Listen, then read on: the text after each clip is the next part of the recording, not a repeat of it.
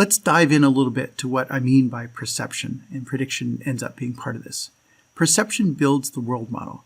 You have a vehicle operating out in the real world.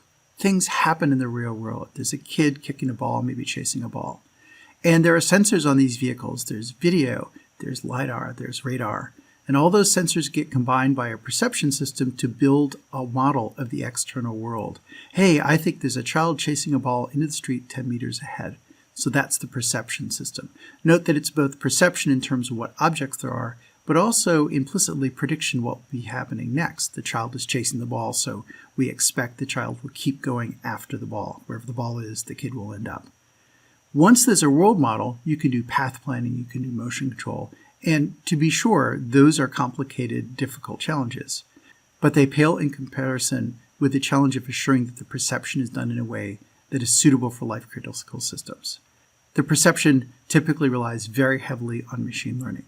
And the question is, how do we actually assure the safety of these systems?